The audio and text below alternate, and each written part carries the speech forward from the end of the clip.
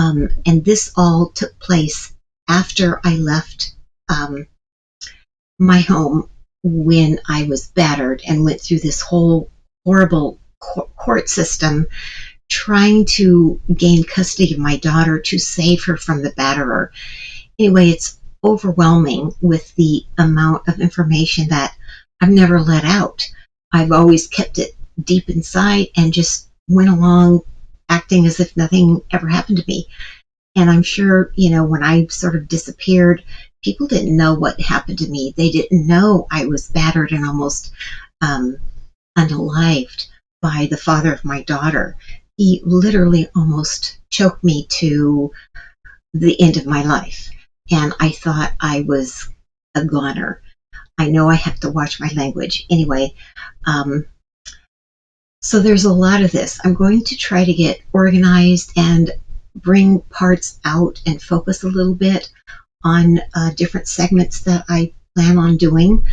I think it's very therapeutic for me. I think a lot of this has kept me from being the full person that I am, that I'm supposed to be. I was taken over by so many problems and issues and layers and spiritual warfare that I couldn't get out of. And then I buried it and pushed it down and never talked about it, partly out of shame and embarrassment and not really having the words to describe things that had happened to me. And what has happened to me has been, it's so unbelievable, including what happened at the courthouse when I lost custody of my daughter. Actually, I signed a document in a conference room at the courthouse in Solano County, California. And the opposing attorney was there, as well as the father.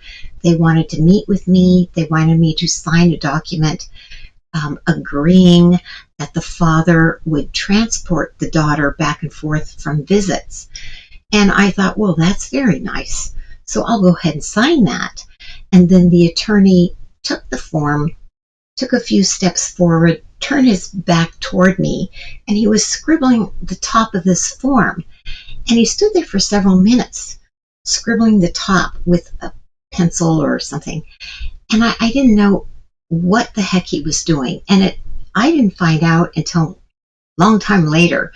It may have been years later. I figured out that form was a pre-printed form that back in those days, there were duplicate copies, like carbon copies. There was a pink copy, and there was a white copy, and there was a yellow copy, one of those things.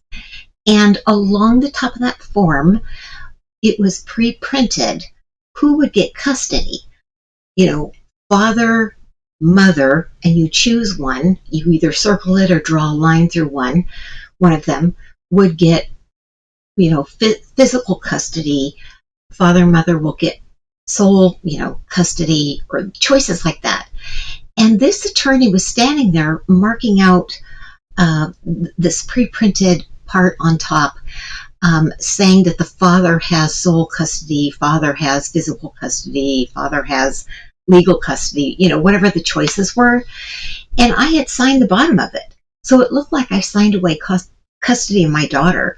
And of course, that was never true. I was trying to save her from his violence, from his aggression, from his, tyrannical anger and angry outbursts. So it was a long time figuring that out. But anyway, that's how custody of my daughter was changed. All of a sudden, I thought, what the heck is happening? He has my daughter, and here I was going to court for custody of my daughter. And so, they just frauded the court and frauded the document, and that's how she was gotten away from me. So really terrible. I don't think she knows the truth. I don't think she's ever heard the truth of what happened to me being her mother, because I haven't seen her since she was 4 years old. She's an adult now, in her 30s, and I don't know what happened to her, but I was afraid for her life. I was afraid for my life,